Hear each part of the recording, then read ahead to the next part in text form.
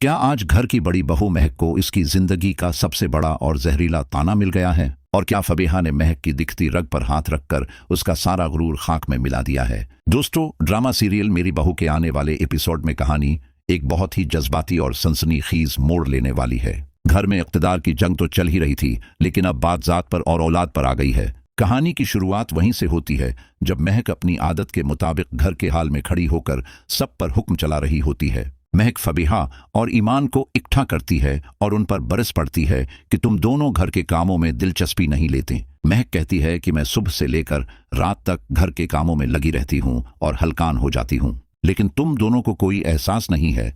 तुम दोनों अपने कमरों में आराम करती हो और सारा बोझ मुझ अकेली पर डाल दिया है। महक ने कहा कि अगर मैं घर की बड़ी हूँ तो उसका मतलब ये नहीं है कि मैं तुम सबकी नौकरानी हूँ। महक ने हुक्म दिया कि आज के बाद तुम दोनों भी मेरे साथ बराबर का काम करोगी और मुझे कोई बहाना नहीं चाहिए। लेकिन इस बार फबीहा, जो कि महक की रोज रोज की रोक टोक से तंग आ चुकी थी, उसने महक को वो जवाब दिया जिसने महक की जबान बंद कर दी। फबीहा ने सबके सामने ऊंची आवाज में कहा कि महक भाभी बस कर दें, हम आपकी तरह सारा दिन फारिग नहीं होते। फबीहा ने कहा कि आप हम पर काम चोरी का इल्जाम लगा रही हैं, लेकिन आप यह भूल रही हैं कि हम दोनों माओं की गोद भरी हुई है। हमारे पास छोटे बच्चे हैं जिन्हें हमने संभालना होता है, उनकी देखभाल करनी होती है। और फिर फबीहा ने वो जुमला बोला जो किसी तीर की तरह सीधा महक के कलीजे में जा लगा। फबीहा ने कहा कि भाभी, आपके पास तो कोई औलाद नहीं है, आपकी गोद खाली है, इसलिए आपके पास सारा दिन वक्त ही वक्त होता है। आपको क्या पता कि एक माँ की जिम्मेदारियां क्या होती हैं और बच्चे को पालना कितना मुश्किल काम होता है।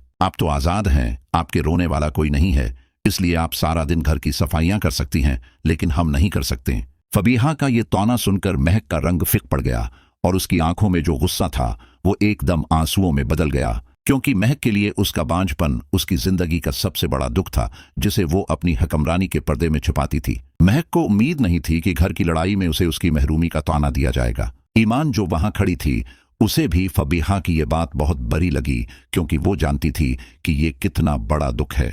लेकिन ईमान ने भी मौका का फायदा उठाते हुए महक को हकीकत का आईना दिखा दिया। ईमान ने कहा कि भाभी, फबीहा का अंदाज गलत हो सकता है, लेकिन बात सच है। ईमान ने कहा कि मैं घर के काम भी करती हूँ, बाहर जाकर नौकरी भी करती हूँ और अपने बच्चे को भी संभालती हूँ।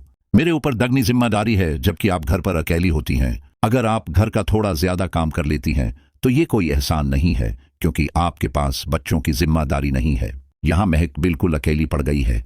उसका वो रोब और दबदबा जो उसने बड़ी बहू बनकर बनाया था, वो एक लम्हे में टूट गया। महक वहां से रोती हुई अपने कमरे में चली गई और पहली बार उसे एहसास हुआ कि अख्तियार होना और चीज है और औलाद होना और चीज। दूसरी तरफ आसिफ साहब अपने कमरे में बैठे ये तमाम बातें सुन रहे थे और उनका दिल खून के आंसू रो रहा था। वो सोच रहे थे कि अंबर के जाने के बाद इस घर से एहसास नाम की चीज भी खत्म हो गई है। ये कैसा घर है जहां एक औरत दूसरी औरत की मजबूरी और दुख का मजाक उड़ा रही है। आसिफ साहिब को फिर से कब्रिस्तान की खामोशी याद आने लगी जहां उन्होंने कल का पूरा दिन गुजारा था।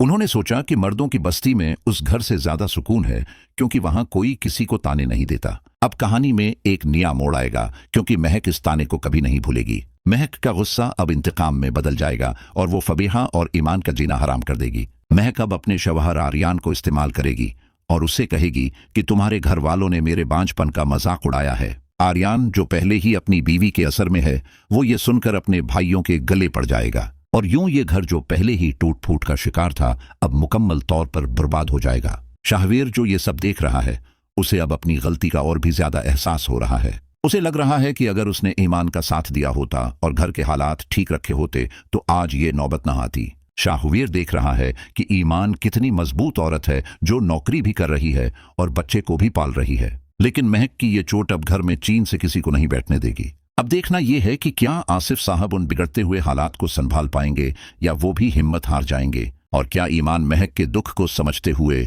उसके साथ नरमी बरतेगी या फबीहा का साथ देगी। आपको क्या लगता है कि क्या फबीहा को महक की औलाद न होने का ताना देना चाहिए था या ये ज्यादती थी? अपनी कीमती राय कमेंट बॉक्स में जरूर दीजिएगा। अल्लाह हाफिज।